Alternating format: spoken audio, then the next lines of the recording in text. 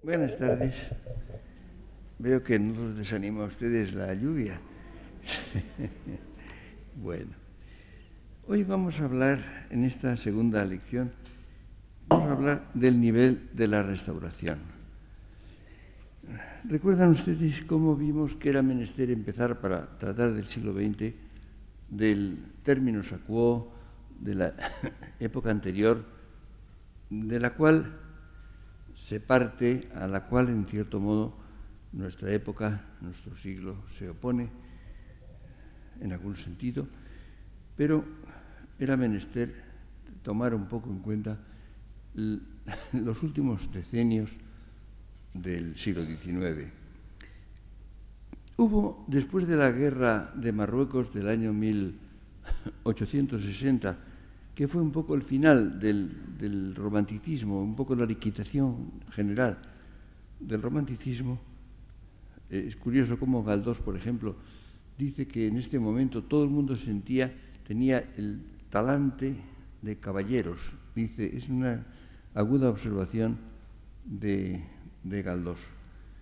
Hubo, después de esta fecha, vacilaciones, hubo errores en algunas empresas que se acometieron con ilusión. Como saben ustedes, participó Prim en la expedición a México, pero muy pronto y muy acertadamente se retiró. Ustedes saben que se trataba con pretexto de algunas injusticias que habían cometido el gobierno mexicano con países europeos, en el fondo se trataba de implantar el imperio a Maximiliano como emperador de México, apoyado naturalmente por Napoleón III de Francia. Fue una empresa francesa. Es muy curioso que la expresión tan usada ahora, tan inexplicablemente usada, de Latinoamérica o América Latina, nace entonces, nace precisamente, la lanza y la pone en circulación un agente muy activo de Napoleón III, Michel Chevalier, para justificar evidentemente el que Francia tuviera algo que ver con América y pudiera tener una penetración en México. Y es curioso que cuando en una revista en que se utiliza esta expresión se dice América Latina, es decir, México, América Central y América del Sur, porque había que explicar lo que quería decir esto, ¿no? Y es curioso cómo esta expresión, hecha para favorecer la conquista, la ocupación de México, es la expresión más colonialista que hay. Ha sido adoptada por un número muy grande de hispanoamericanos y por muchos españoles, empezando por el gobierno. Es curioso. Pero se dio cuenta de esto pronto Prim y volvió. No, la expedición española apenas se había iniciado. Hubo después una guerra muy extraña, también por ciertas injurias a España, una guerra con Chile y el Perú. Ustedes conocen el famoso bombardeo del Callao, en el Perú, por la escuadra española enviada por el gobierno español, y es famosa por el heroísmo de Méndez Núñez y porque además la fragata Numancia, que fue famosa, fue el primer buque blindado que dio la vuelta al mundo. Fue una expedición realmente increíble y volvieron desde el Pacífico dando la vuelta al mundo completamente. Fue una hazaña naval, sobre todo, extraordinaria. Pero desde el punto de vista político fue bastante absurdo. Una guerra con dos países hispánicos. En fin, la cosa fue un episodio de poca duración, 1866. Casi los españoles no sabemos más que hay una plaza que se llama del Callao y que nadie sabe en general qué pasó allí ni qué fue, y sobre todo no sabe por qué. Pero como ven ustedes, hubo ciertos intentos de hacer empresas históricas interesantes acompañadas de un elemento de error o de fracaso. Se había producido en aquellos años un desgaste de la figura de Isabel II, que había sido adorada Piensen ustedes que cuando muere Fernando VII es una niña pequeña, hay la bella madre, la regente, la reina regente María Cristina, que despierta entusiasmo, era el liberalismo, era la tolerancia frente a la opresión de Fernando VII. Cuando la guerra carlista son la madre y la hija, la mujer joven y bella y la niña, que provoca mucho entusiasmo, pero los pueblos son bastante cambiantes y poco a poco se va acumulando una desvaloración de Isabel II, más que antipatía, porque además era una mujer simpática, pero una desvaloración y una hostilidad que se va condensando. Muere O'Donnell, que era una figura militar y política importante y con bastante equilibrio. Ocupa el poder Narváez, hombre muy valiente y con muy fuerte personalidad, pero violento, arbitrario, y muere bastante pronto. Lo sustituye, como saben ustedes, el ministro Luis González Bravo, y extrema una tendencia muy autoritaria, muy reaccionaria. Había entonces periódicos satíricos, hay un famoso, en un periódico se publica un telegrama fechado, que decía Infierno 23. Llegó el duque de Valencia, era Narváez, ¿no? Se le está poniendo el rabo, se espera con impaciencia a don Luis González Bravo. Ese tipo de humor se usaba en la época. Entonces, como saben ustedes, se organiza un movimiento contra Isabel II, lo que se llamó la Revolución de Septiembre de 1868, llamada la Gloriosa, que termina con la batalla de Alcolea, en que es derrotada la fuerza que apoyaba a Isabel II, entonces es destronada, sale de San Sebastián, donde estaba veraneando, sale a Francia, y entonces se proclama un gobierno provisional. Es curioso cómo en los dos lados, lo mismo los que hacen la rebelión que los que apoyan a la reina, tienen un papel decisivo los militares. Los dos son dos movimientos principalmente militares. Los militares habían tenido una influencia de la cual no nos damos quizá mucha cuenta ahora. Los militares habían sido un elemento liberalizador en España, habían sido un fermento del liberalismo muy fuerte, especialmente durante la Primera Guerra Carlista. Los generales que defienden a los cristinos o isabelinos eran liberales frente al carlismo y representan una fuerza de liberalización muy enérgica y que actúa en casi todo el siglo XIX. Lo que pasa es que luego hay luchas entre ellos, hay dificultades, hay, como saben ustedes, esa figura que se llama el pronunciamiento. En general, de vez en cuando un general o un grupo de generales que cree que el gobierno lo hace mal, siempre se cree que el gobierno lo hace mal y casi siempre con razón. Entonces dan lo que se llamaba el grito, es decir, se pronuncian y piensan que van a tener detrás al país. Unas veces sí y otras no. Normalmente el gobierno manda unas tropas contra los pronunciados y unas veces vencen los pronunciados y otras veces vencen los del gobierno, entonces se fusilan algunos generales hasta la siguiente.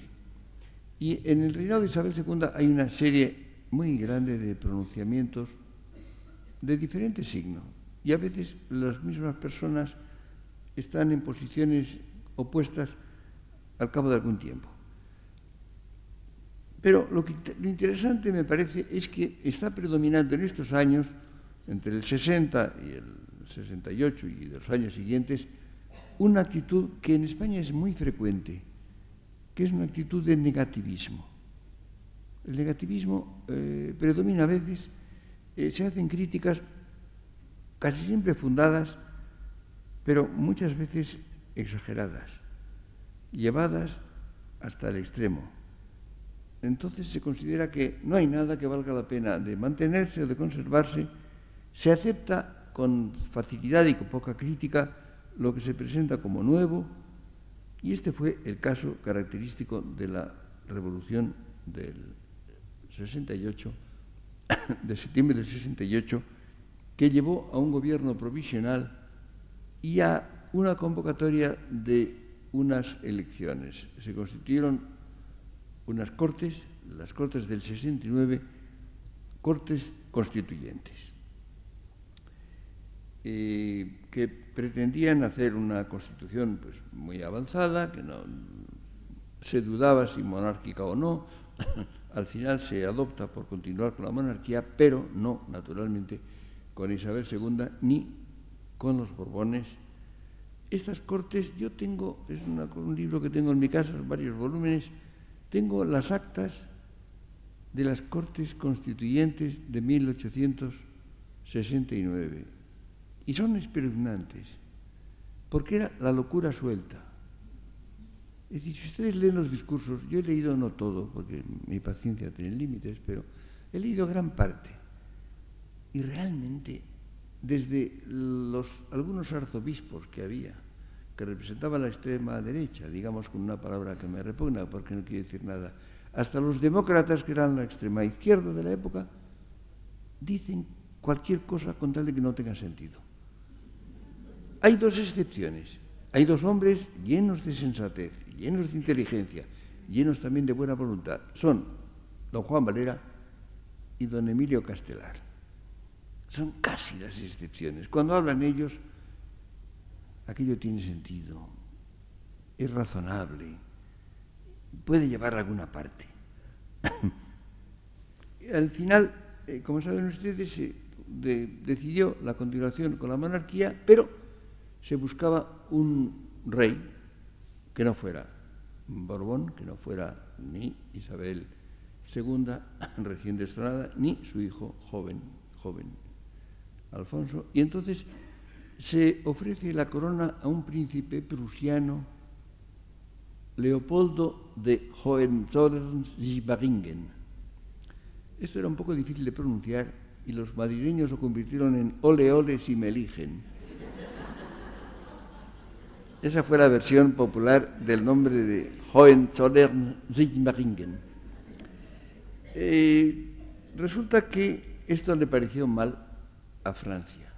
Francia temía mucho que un príncipe prusiano en España llevara a una inteligencia entre los dos países, lo cual parecía una amenaza para Francia. Entonces puso dificultades y el rey de Prusia no autorizó al príncipe Leopoldo a aceptar la corona. Pero las cosas se habían agravado tanto que se produjo la guerra franco-prusiana de 1870.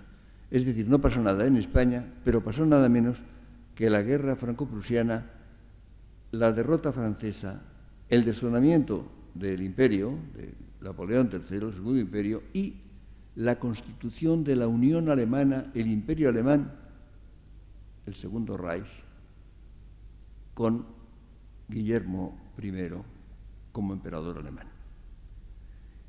Como ven ustedes, esta propuesta de que fuera rey de España el príncipe Leopoldo tuvo consecuencias muy graves, no en España, pero sí en Europa.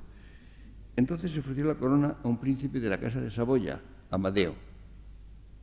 El que lo patrocinaba principalmente, el que tuvo mucho empeño en él, fue Prim, que era entonces una autoridad muy fuerte, tenía mucha importancia, y Prim consiguió que fuera aceptado y Amadeo de Saboya aceptó la corona española, vino a Madrid y fue rey.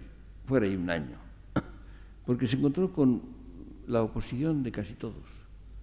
Los isabelinos, los alfonsinos estaban en contra, los carlistas, naturalmente, que se apresuraron a hacer una segunda guerra carlista, no solamente, sino que también los republicanos. Había republicanos y había republicanos federales. Yo tengo una doctrina particular. Yo creo que el éxito que tuvo la fórmula de la República Federal se debe a que la expresión República Federal suena bien. Realmente suena bien. A mí me parece que era un disparate y lo fue, como el mayor quizá de la historia española. Pero sonaba bien.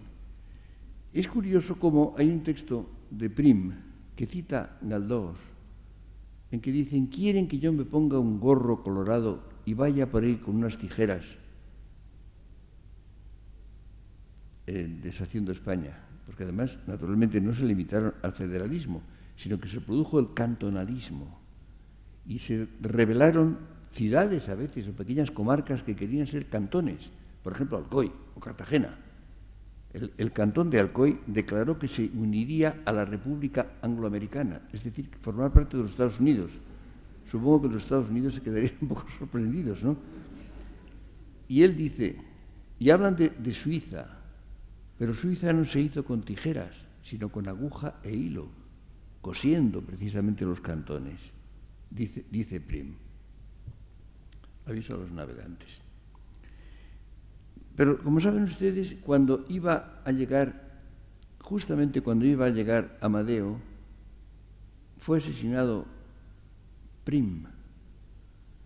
Recuerden ustedes esa copla que se decía, vamos, una canción, en la calle del Turco lo mataron a Prim, sentadito en su coche con la Guardia Civil.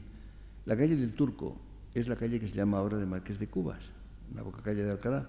Iba en el coche oficial, coche de caballos naturalmente, y entonces aparecieron dos tipos con trabucos y para las ventanillas dispararon, mataron, murió a las pocas horas y hirieron a los ayudantes que iban con el general Prim, y cuando llegó Amadeo encontró el cadáver de su valedor, de su partidario, lo cual naturalmente hizo mucho más difícil que se estableciera la monarquía con Amadeo de Saboya, el cual renunció al cabo de un año, abdicó y se marchó. Entonces se proclamó la República. La República duró 11 meses. 11 meses, desde principios del 73 hasta comienzo del 74. No llegó al año completo. Tuvo 4 presidentes en tan poco espacio. Presidentes del Poder Ejecutivo, porque no hubo presidentes de la República propiamente hablando. Gentes de valor, eran importantes, y el último de ellos fue Castelar, que se encontró con una anarquía espantosa, con una guerra civil, con la sublevación de los cantones. Es una cosa realmente increíble. Ha sido probablemente la época de más desorientación intelectual y política y social por el que ha pasado España. La cosa terminó, como saben ustedes, porque el general Pavía ocupó el Congreso y disolvió las Cortes de la República, y entonces se formó un gobierno provisional, todavía republicano, hasta que el año 1875 hubo un pronunciamiento del general Martínez Campos que proclamó a Alfonso XII, al hijo muy joven de Isabel II.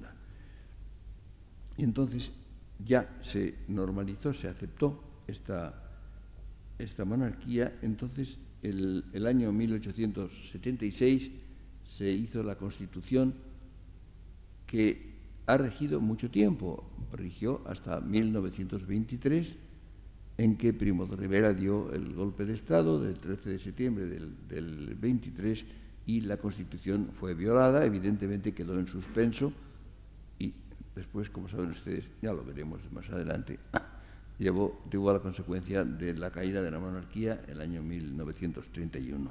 Pero entre 1876 y 1923 hubo una monarquía constitucional legal, con una constitución que funcionaba y que tuvo su vigencia durante todo este largo periodo.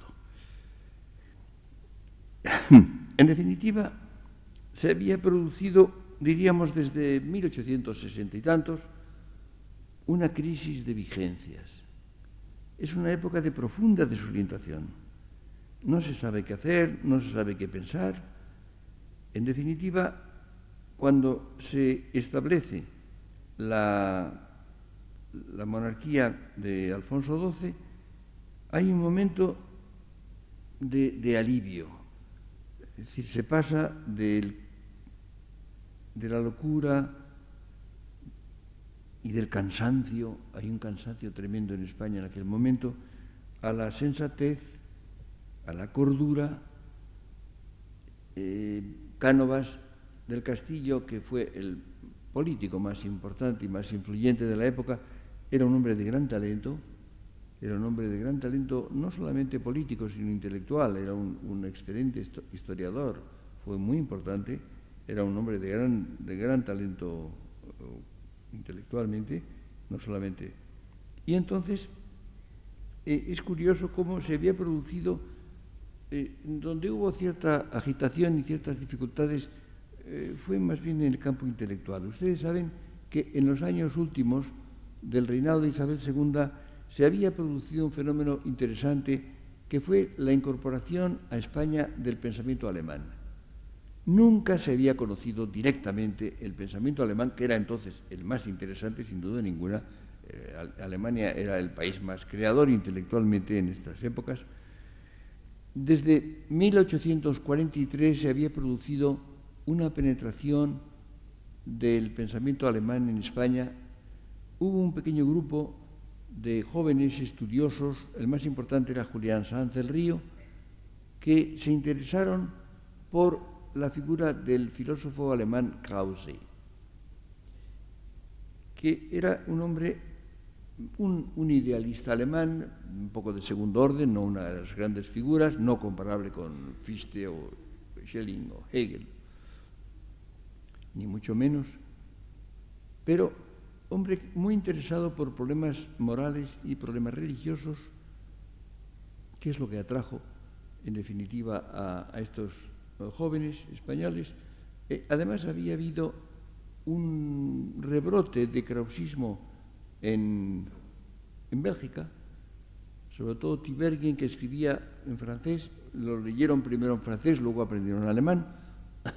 Cuando recibí una beca, Sanz del Río fue a Heidelberg, donde no estaba ya, no vivía ya Krause, pero vivían y enseñaban discípulos suyos, de modo que fue el discípulo indirecto de Krause. Conoció allí, se hospedó en la casa de un profesor de historia llamado Weber, que tenía una mujer que tocaba el piano y había una especie de pequeñas conferencias. Fue compañero de pensión de Amiel, el famoso suizo, el autor del famoso diario, que habla de Sanz del Río y dice que era un tipo drôle, dice, curioso, dice que tiene 30 años y no se ríe nunca, dice Amiel. Y se impregnó del pensamiento de Krause y volvió a España decidido a difundir y dar a conocer el pensamiento krausista. Y claro, se le ha reprochado enormemente a Krause, a Sanz del Río, su elección de Krause. Y evidentemente, claro, hubiera sido mucho más interesante que hubiera introducido a los españoles en el pensamiento de Kant, de Fichte, de Schleiermacher, de Schelling, de Hegel, evidentemente. Pero ¿quién impedía a los demás hacerlo? A mí me parece un poco ridículo que le hagan el reproche de que había obturado, esta expresión se ha dicho mucho, que había obturado a España para el pensamiento más valioso de Alemania. No había obturado nada, hizo una elección mala, una elección desacertada, pero al fin y al cabo fue el primero que hizo una experiencia a fondo, en serio, del pensamiento alemán. Tenía el inconveniente de que era un gran profesor, dedicado a sus alumnos, que tenía un gran entusiasmo entre ellos, pero un mal escritor. Escribía mal, escribía muy enrevesado, muy enrevesado. Los krausistas tuvieron ese defecto. Y es curioso cómo, después de la muerte de Sanz del Río, que muere el año 69, su influencia casi desaparece porque no se leían sus libros. No son agradables de leer, ni fáciles, ni claros. Y en general escribían mal. Otro discípulo suyo, don Nicolás Salmerón, que fue uno de los presidentes de la República, Menéndez Pelayo le tenía mucha antipatía a los krausistas, no era justo, pero tenía a veces gracia y ya saben ustedes que dimitió de su puesto de presidente de la República por no firmar una sentencia de muerte, Salmerón. Y Menéndez Pelayo dice, don Nicolás Salmerón, grande enemigo de la efusión de sangre y mucho más de la lengua castellana. Bueno, dice, con cierta injusticia y con cierta mordacidad. Pero, como saben ustedes, hubo una campaña de los católicos, los católicos hipercatólicos, los neocatólicos se llamaban entonces, los neos en abreviatura, acaudillados por Ortiz-Lara y algunos más, hicieron una campaña contra los krausistas y les pedían un juramento de lealtad a la corona y en tiempo de Isabel II, claro, y de catolicismo. Se negaron algunos a firmarlo, tenían razón, no tenían por qué firmarlo, y el ministro de Educación, diríamos, se llamaba de Fomento, el Ministerio de Fomento, el marqués de Orobio los destituyó, por ejemplo, San del Río entre ellos. Esto es importante, se hizo una campaña muy intensa contra los krausistas, hablaban de los textos vivos, los profesores, claro, que estaban vivos, llamaban los textos vivos, y esto fue un caso de incomprensión mutua sobre un fondo de ignorancia. A estos supercatólicos profesionales les parecían heterodoxas cosas que eran perfectamente ortodoxas. Por ejemplo, los krausistas hablaban de panenteísmo, es decir, todo en Dios, pero ellos creían que esto era panteísmo. Naturalmente, no es decir todo es Dios, es decir que todo en Dios, porque claro, el Evangelio dice en Dios vivimos, nos movemos, somos, lo cual evidentemente no es panteísta. Hubo una incomprensión mutua, evidentemente con un fondo muy grave de ignorancia, la ignorancia explica muchas cosas, hubo partidismo en la vida intelectual, hubo clericalismo y anticlericalismo muy intensos, ambos muy intensos y bastante estúpidos. Es la misma época en que empiezan a organizarse los obreros en organizaciones que es muy curioso y fue uno de los grandes hechos del siglo pasado. Evidentemente, las organizaciones obreras para mejorar las condiciones de trabajo, para mejorar la remuneración de los obreros, para asegurar ciertas defensas, todo esto parece justificadísimo, pero estaba unido a posiciones políticas y actitudes antirreligiosas que uno piensa que no tenían por qué unirse. El socialismo y el anarquismo tuvieron gran fuerza, mucha importancia. En España el anarquismo tuvo mucha fuerza, más que en otros lugares. En otros lugares el socialismo y el comunismo después tuvieron bastante influencia, en España menos, y en cambio el anarquismo también en Italia tuvo una importancia que ha durado mucho tiempo, ha durado hasta la Guerra Civil. Ustedes recuerden lo que era la CNT y la FAI, la Federación Anarquista Ibérica, que era el grupo, diríamos, político de la organización sindical CNT.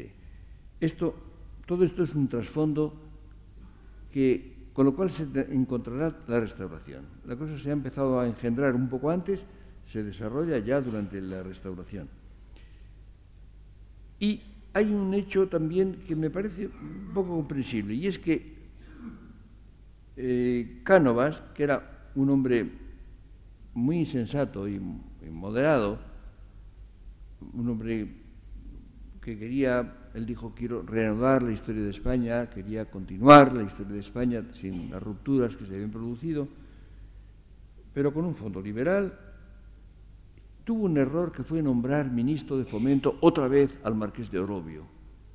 Esto es una cosa que yo nunca lo he comprendido, no sé qué razones pudo tener para ello, y entonces Orobio volvió a expulsar, no a San del Río, que había muerto ya antes, murió en el 69, pero sí a otros continuadores suyos y discípulos suyos, entre ellos a Francisco Giner de los Ríos, que era el discípulo más importante y más ilustre de San del Río. Y esto tuvo una consecuencia. Al ser expulsado de la universidad, luego volvió a ella, después volvió al cabo de un tiempo, fundó la Institución Libre de Enseñanza, que fue un acontecimiento muy importante. Por lo pronto era una escuela, era para explicarle a los niños y el bachillerato, no más. Pero se convirtió en un centro cultural, intelectual muy importante, que tuvo mucha importancia desde esta fecha, de 1875 en adelante. Y esto fue, en definitiva, en muchos sentidos beneficioso, consecuencia de este error de Orobio que lo había hecho posible Cánovas. Pero al establecerse la monarquía con Alfonso XII, hubo una impresión de llegada, una impresión de instalarse en la normalidad, de poder descansar. Pero había un elemento negativo que aparece muy claramente en los episodios nacionales de Galdós. Había una impresión de una vida más razonable, más próspera, más equilibrada, pero con un elemento de prosaísmo. El español no ha vivido bien, no ha hecho nada interesante más que con un temple de lirismo y de dramatismo. Este es un hecho importante y yo creo que hay que tomarlo en serio y aceptarlo. Por ejemplo, Galdós, que había vivido con entusiasmo y había narrado con entusiasmo las épocas bastante desastrosas de Fernando VII, del reinado de Isabel II, porque había pasión, había lirismo, había una vida dramática. No se siente cómodo en la época de la Restauración, siente que le falta algo muy importante. Encuentra un prosaísmo, una especie de vida que ya no es romántica, que ha perdido el aliento romántico. Es curioso el malestar que siente este hombre en una España que objetivamente era superior a la anterior, estaba mejor. Se había producido en gran medida la reconciliación entre los españoles. Estaban conviviendo. Es curioso cómo políticamente se había llegado a una fórmula. Había dos partidos importantes. Los partidos que aceptaban la monarquía, los que llamaban los partidos dinásticos, que eran el Partido Liberal y el Partido Conservador. Oficialmente se llamaba Partido Liberal Conservador, que era el de Cánovas. El jefe más importante, hubo varios, del Partido Liberal era Sagasta. Sagasta, por cierto, no se llamaba Sagasta, se llamaba Práxedes Mateo Sagasta. Y Mateo era apellido. Pero como Mateo parece un nombre, pues la gente creía que el apellido era Sagasta y todo el mundo lo conocía como Sagasta y ahí tiene ustedes su calle. Pero en realidad se llamaba Práxedes Mateo Sagasta. Hubo lo que se estableció como el turno pacífico de los partidos. Es decir, se decidió que gobernaran un periodo los liberales y que ganaran las elecciones siguientes los conservadores, que gobernarían otro periodo, otra legislatura. Esto evidentemente quiere decir que las elecciones estaban bastante amañadas. Ustedes saben que desde el Ministerio de la Gobernación se arreglaban bastante las cosas. Romero Robledo fue famoso en su habilidad para todo esto. Y es una época en la cual existe eso que se llama el caciquismo. Bueno, los caciques locales pues arreglaban las cosas con un fundamento. Sobre todo esto se vio a partir de 1890. En 1890 se estableció el sufragio universal. Muy pronto, muy temprano. Ustedes saben que antes el sufragio era censitario. Es decir, para tener derecho al voto era menester pagar impuestos. El que no tenía unos bienes que pagaba impuestos o tenía un título académico, no tenía derecho al voto. Y el sufragio universal se implantó antes que en Alemania, por ejemplo, en España, el año 1890, lo cual parece evidentemente un gran progreso, un gran avance. Sin embargo, a partir de entonces las elecciones fueron menos verdaderas. ¿Por qué? Pues porque en un país como España, que era un país fundamentalmente rural, como toda Europa, pero España menos industrializada, era más rural, la mayor parte de la gente no tenía opiniones políticas. No sabía bien qué era eso. Los títulos de los partidos liberal, conservador, socialista, no les decía nada. Y entonces prospera el caciquismo. El cacique local le dice a la gente lo que debe votar y se ocupa de sus intereses particulares, que pongan un puente, que hagan un camino, que hagan una carretera o ciertas ventajas de otro tipo.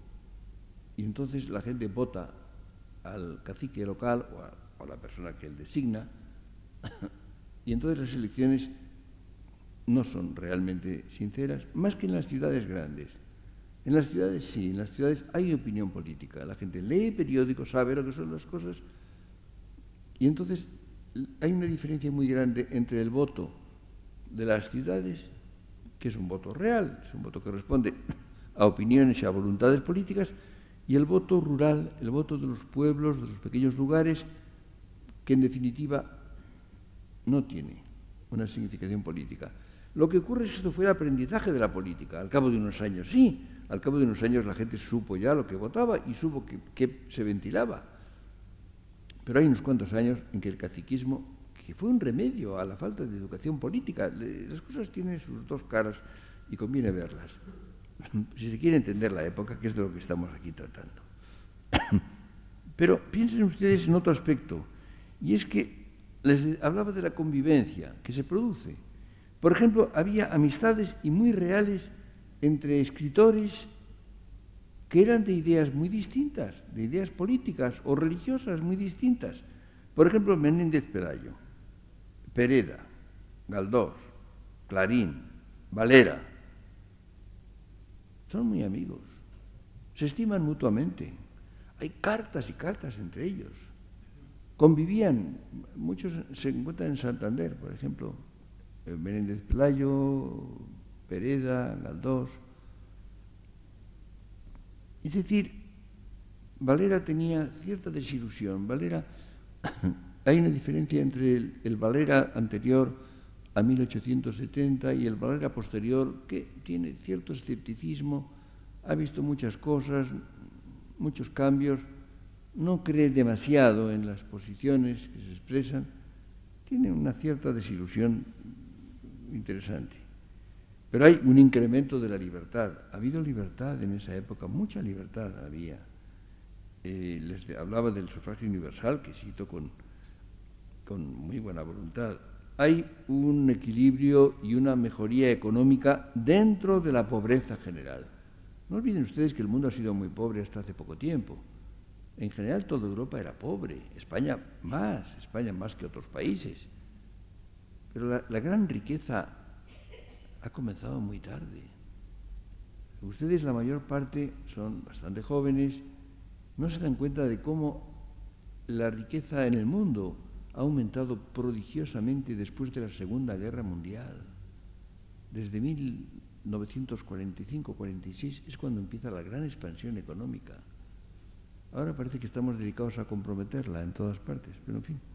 Pero ha habido una época de increíble dilatación económica, de creación de riqueza. Pero en esta época el mundo era pobre, España desde luego era pobre. Pero la vida privada era grata. Había, diríamos, una alegría general. Ustedes piensen, por ejemplo, en lo que significa el género chico, que es una forma característica de esta época de la Restauración y que es sumamente interesante. Madrid era una ciudad en que la gente vivía con alegría, con imaginación, era una ciudad feliz, absorta en sí misma, dijo Ortega una vez, y así estaba. Esto es curioso. Es una época además en que se producen creaciones artísticas y literarias y científicas muy importantes. Ustedes piensen, por ejemplo, lo que es la creación de la novela española. La novela la inventan dos españoles, Fernando de Rojas y sobre todo Cervantes. Pero la cosa no sigue, no hay continuación directa. Pero en esta época sí, en parte con modelos extranjeros, franceses e ingleses, se reanuda la tradición cervantina. Piensen ustedes lo que es Valera, Galdós, Lapardo Bazán, Pereda, Clarín, Palacio Valdés. Es un florecimiento de novela extraordinario, absolutamente extraordinario. hay una investigación que empieza con figuras muy notables como Menéndez Pelayo, los arabistas, Codera, por ejemplo, Rivera, Gallangos, Hinojosa, Costa, Ramón y Cajal, Cánovas, como historiador. Como saben ustedes, Cánovas dirigió una publicación de una historia de España que publicaba la Academia de la Historia. No se completó. Hay unos cuantos tomos nada más. Yo tengo 2 de ellos, pero hay más. Es un libro excelente, era una obra extraordinariamente valiosa. Es decir, en muchos campos la restauración tuvo obras muy valiosas, muy importantes. Piensen, me he tomado la molestia de ver quiénes eran académicos de la Española el año 1898, es decir, antes de que existieran estos autores. Estaban en la academia, entre otros, Castelar, Menéndez Pelayo, Valera, Campoamor, Núñez de Arce, Tamayo y Baus, Galdós, Pereda, Echegaray, Eduardo Saavedra, Moret, el conde de Cheste, el conde de la Viñaza, Eduardo Benot, Francisco Silvela, Pedro de Madrazo, el marqués de Balmar, Francisco Fernández González, Manuel del Palacio. ¿Qué les parece? Se puede hablar de decadencia. ¿Cuándo ha habido en la Academia Española un equipo equivalente? En algún momento, en algún raro momento. Y esto era el año 1898. Hay un tópico que circula y que lo han dicho incluso grandes escritores, grandes autores españoles. Han dicho que en esta época no se sabía nada en España, no se sabía nada, no había libros, no se encontraban ediciones de nadie, de ninguna figura importante. Bueno, se publicó en España entre 1887 y 1899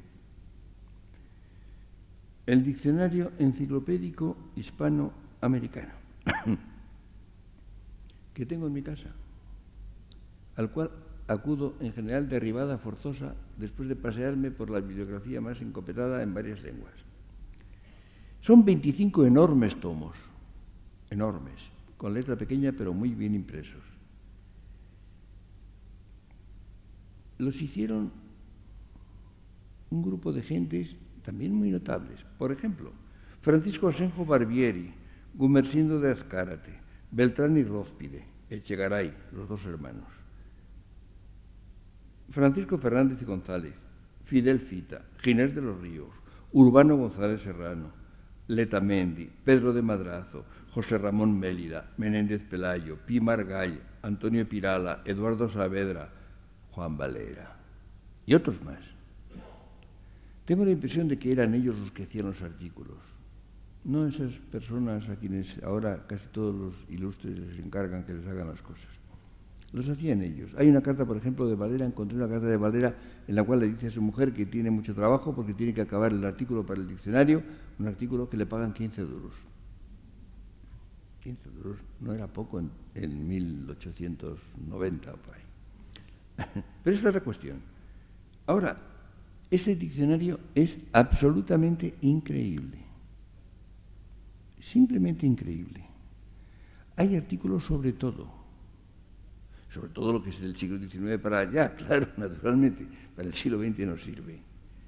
Pero tiene de ciencia, de técnica, con ecuaciones, procedimientos de determinar las cosas matemáticas, los procedimientos de fabricación de las cosas que se fabricaban, las técnicas, los aparatos que existían entonces.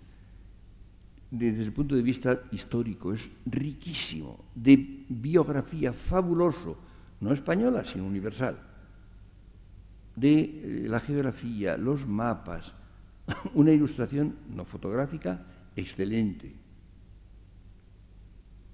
Además está al día.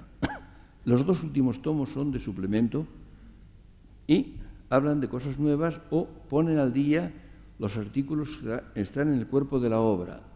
Ustedes buscan, por ejemplo, el artículo sobre Leopoldo Alas, Clarín, y cuenta con gran minuciosidad lo que ha hecho desde el que se imprimió el tomo correspondiente. Es decir, y que ha escrito tal cosa, que ha escrito tal otra, que ha hecho tales cosas, que tuvo un lance con otro escritor y que recibió una pequeña herida en el labio, que tuvo otro lance que no llegó a un duelo con otro. Pero todo eso acaba de pasar. Y dicen, por ejemplo, en la fecha en que escribimos, y son 3 meses antes de la aparición del tomo. No olviden ustedes que estos 25 inmensos tomos se escribieron con pluma. No había máquinas de escribir, naturalmente, con pluma. Hay un artículo, por ejemplo, el año 99, sobre cine, cinematografía. Acababa de inventarse el cine. Es un artículo pequeñito, claro, naturalmente, pero bastante mejor que el de la mejor edición de la Enciclopedia Británica, que es de 1911, la famosa 11ª edición. Es algo asombroso. Ya les digo a ustedes que yo, en general, después de buscar, cuando quiero buscar algo, y estoy desesperado y no encuentro nada en ningún libro francés, ni inglés, ni alemán, ni americano, ni reciente, al final voy y extraigo uno de esos pesadísimos tomos enormes, y allí encuentro precisamente lo que no encuentro en ninguna parte. Bueno, pero esto me parece interesante por una razón, porque este diccionario era un diccionario. Quiero decir, estaba al alcance de todo el mundo. No era que alguien tuviera en su biblioteca particular libros muy importantes y los conociera. Había gente, bastante gente, por cierto, que lo sabía. Es posible que las universidades tuvieran un nivel inferior y que tuvieran muy malas bibliotecas, quizá no tan malas, pero en fin. Pero ese diccionario, que es un diccionario, insisto, estaba ahí. Y por tanto podía recurrir a él cualquiera. Es decir, que si no se sabían las cosas, que se dice que no se sabían, es porque no se quería. Porque no se iba uno, que no se molestaban a ir a buscar el diccionario.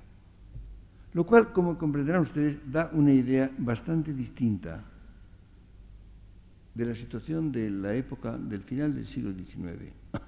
Dirán ustedes, ¿en España? Sí, en España y en Hispanoamérica, en todos los países de habla española. Esta obra ha cambiado mucho mis ideas sobre la época realmente. Por eso, porque su condición de diccionario enciclopédico hace que no fuera un privilegio, que no fuera una cosa extraña, que fuera algo que representaba el nivel intelectual, cultural de la época. Y esto es muy importante. Yo quisiera que alguien hiciera una tesis sobre este diccionario. Me gustaría saber cómo se hizo, cuánto costó. Lo publicó la editorial Montaner y Simón. Está impreso en Barcelona. No sé, me gustaría saber cuántos ejemplares se tiraron y cuántos ejemplares se vendieron. Hubo después otro suplemento más, pero ya este entra en el siglo XX, en los primeros años del siglo XX. Pero el que tengo yo está en el siglo XIX. Por ejemplo, en el tomo del año 98, en el tomo de suplemento, el primer tomo de suplemento, se habla de la guerra de Cuba y Filipinas, de la guerra con los Estados Unidos, con una información asombrosa, con los documentos oficiales y, curiosamente, con una imparcialidad, con una veracidad que asombra. Acababa de pasar. Y además, curioso, cuando uno ve la enciclopedia, ve estos tomos de suplemento posteriores al desastre nacional, como se llamaba, se tiene una impresión muy clara, que es que la vida seguía, que España continuaba siendo España, que había ocurrido algo sumamente grave, algo muy importante. Sí, pero la vida seguía y en definitiva, esto se registraba en el suplemento del diccionario. Pero la cosa continuaba. Como ven ustedes, esa idea tan difundida de que España era una calamidad, que era un desastre, que no había nada. La contradicen los hechos. Yo no sé si ustedes conocen 3 tomos que publicó Valera. Valera fue quizá el primer colaborador ilustre de La Nación de Buenos Aires. La Nación de Buenos Aires se fundó el año 1871. Ha tenido siempre colaboradores españoles. Yo los oí desde el año 48, de este siglo, claro. Y Valera fue el primer gran colaborador español y publicaba artículos que luego coleccionó en 3 volúmenes, Cartas Americanas, 2 series, y otro que se llama Ecos Argentinos. Hablaba de Hispanoamérica, hablaba de libros que le mandaban. Por ejemplo, fue el descubridor de Rubén Darío. Escribió 2 artículos en La Nación que le hicieron famoso, admirables. Pero hablaba sobre todo, para los hispanoamericanos, de España, de cosas españolas. Y, en definitiva, había una especie como de crónica de lo que pasaba en España, de lo que se hacía, sobre todo, de lo que se hacía en el mundo de las letras. Y es curioso porque dan una impresión de civilización. Es curioso. Era una época civilizada, era un país civilizado. Habla de muchas gentes, habla de muchas cosas interesantes. De las gentes, lo que estaban haciendo los hombres maduros o viejos, de lo que empezaban a hacer algunos jóvenes, muy jóvenes, a quienes leía Valera y entendía y le gustaban, por muy distintos que fueran de él. Por ejemplo, Baroja, entre otros. Es decir, cuando uno lee todo esto, piensa uno que las cosas no son como se dice, que las cosas no son como se cuenta. Curiosamente también, el año 92 vino por segunda vez a España Rubén Darío, que también escribió sobre España cosas muy interesantes, muy interesantes. En realidad él era de la generación del 98, pertenecía cronológicamente, y como se consideró como español y se incorporó absolutamente a la vida española, es uno más de la generación del 98. Escribió cosas muy interesantes. Y también da una impresión que conviene conocer, que conviene conservar.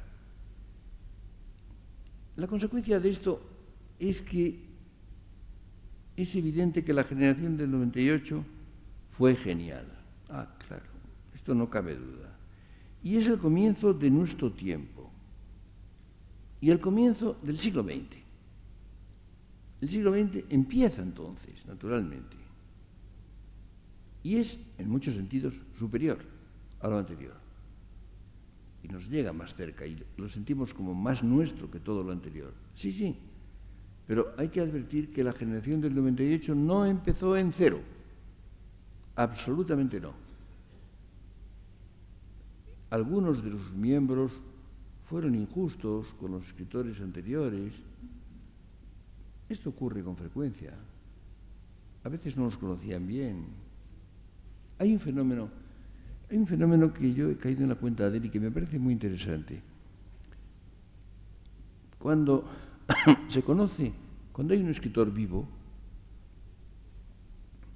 la gente tiene presente sobre todo lo que acaba de escribir, los libros últimos. No tiene en cuenta el conjunto de su obra anterior. Cuando muere, sí. Después de muerto, pues entonces se tiene la obra, porque no hay nada que sea más actual. Bueno, todo es la obra de fulano de tal. Y es muy frecuente que el escritor joven, cuando habla de los viejos, tenga presente el final de ellos. Y a lo mejor no los ha leído, o ha leído únicamente sus últimas cosas, o lo que han dicho de ellos. Y entonces tiene una visión, por lo pronto, muy incompleta, frecuentemente deformada. Tal vez este escritor no hace lo mejor en sus últimos años, o quizá no se entiende bien más que a la luz del conjunto de su obra. Y esto hizo que fueran injustos en su juventud algunos autores del 98 con los anteriores, que en general rectificaron. En general, por ejemplo, hablaron con desdén de, no sé, de Galdós, o de Zorrilla, o de otros, primero, y luego no, luego descubrieron que no, que eran interesantes, y hablaron de ellos con cariño y con entusiasmo incluso. O tal vez echaban de menos en ellos algo que los del 98 tenían. Por ejemplo, la calidad de página. Lo echaban de menos en otros. Por ejemplo, en Galdós. Es evidente que Galdós tiene escasa calidad de página. Era un gran arquitecto, pero en ladrillo. Es decir, hacía el conjunto del edificio de cada libro y sobre todo del conjunto de su obra es algo prodigioso. Prodigioso. Pero quizá cada página de Galdós no es extraordinaria, que es lo que tenían los del 98, en general. Esto los hizo ser injustos hasta que luego cayeron en la cuenta. Luego vieron lo que había detrás. ¿Comprenden ustedes? Pero me interesa que ustedes retengan que el nivel de la restauración era bastante alto, con deficiencias, naturalmente, sumamente graves. El próximo día hablaremos de esto. Hablaremos de, en cierto modo, cómo había altibajos, cómo hubo deficiencias, cómo hubo cosas que se hicieron muy bien y otras que se hicieron mal o que no se hicieron, principalmente que no se hicieron. Continuaremos el martes.